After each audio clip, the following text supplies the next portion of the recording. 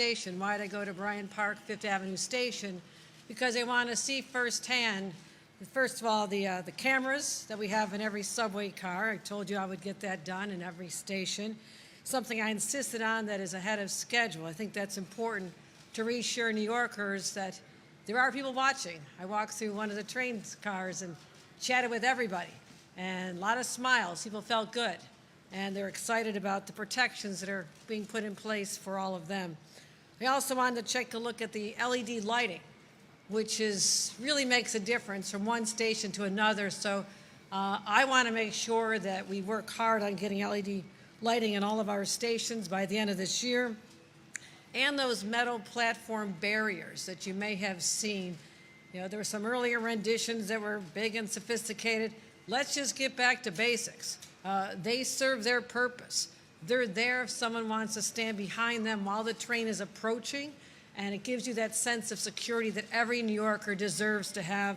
And that's why I've also said in my State of the State, we've outlined a very aggressive plan to ensure that we ramp up the law enforcement presence on our subways as well. I had a chance to thank a number of the members of the NYPD and the transit police. And the reason they're so important, we know this is a strategy that actually works. Last March, we had a big surge in crime. We started to see a decline in the fall, and then for some reason, there was a 46% increase in crime in the month of January. I got together with the mayor and our teams and said, we have to do something. And that's when we first deployed the National Guard.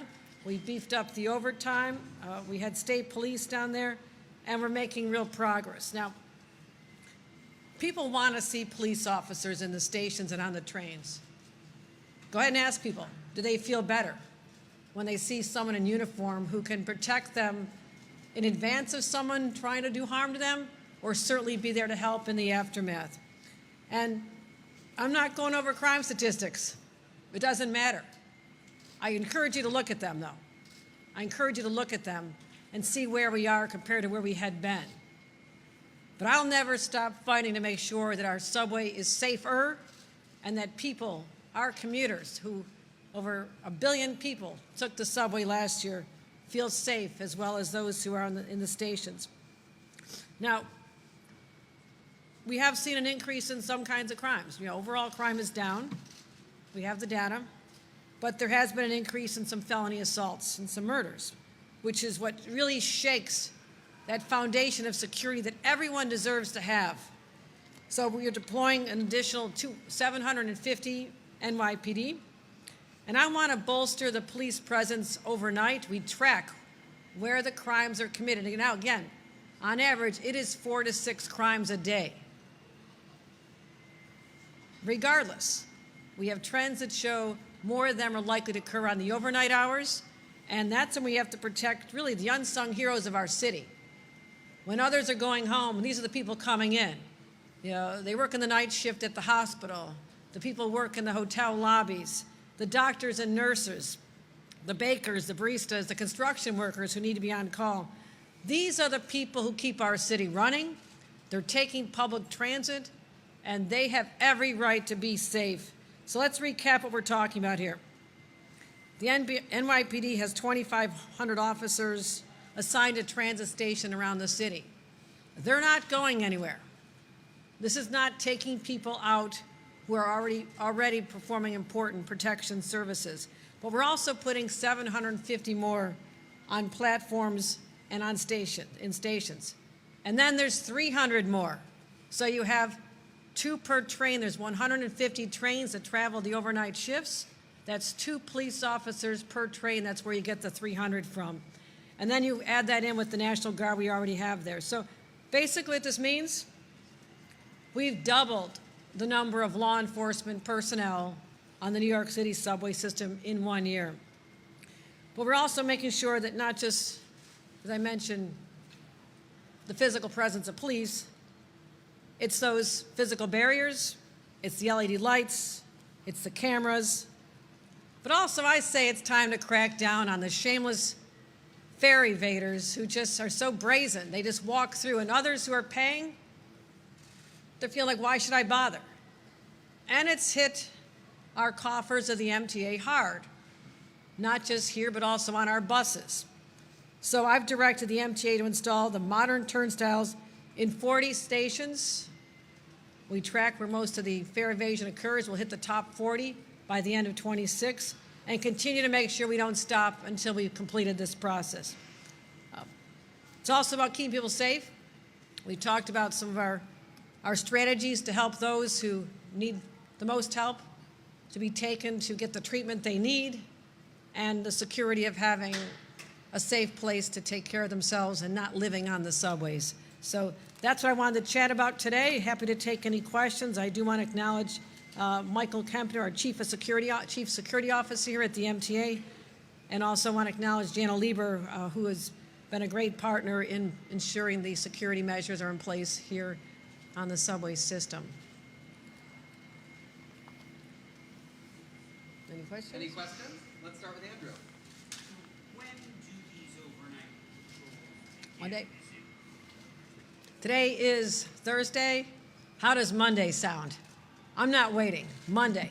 Monday you'll start seeing the increased presence on the overnight trains. Because I was hearing from the NYC yesterday that while Monday is a good goal, structurally and organizationally, it might take longer than that. I'm just wondering. We're going to get started Monday. You know, complete Monday by midnight. I don't know if it will be complete, but it is going to start Monday.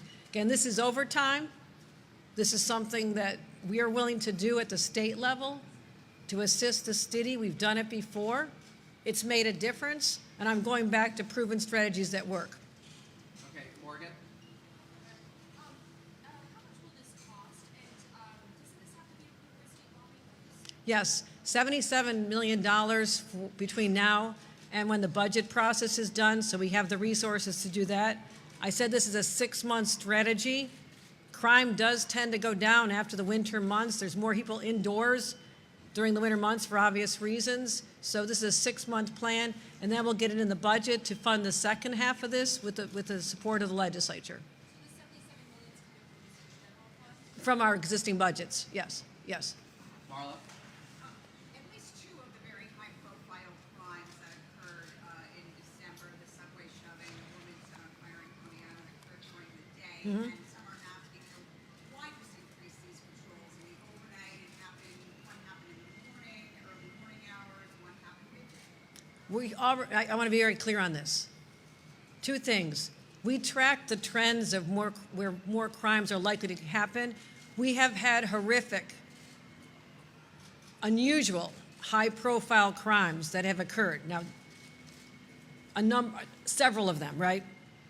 We're not doing anything with the 2,500 police officers who are already there patrolling the system.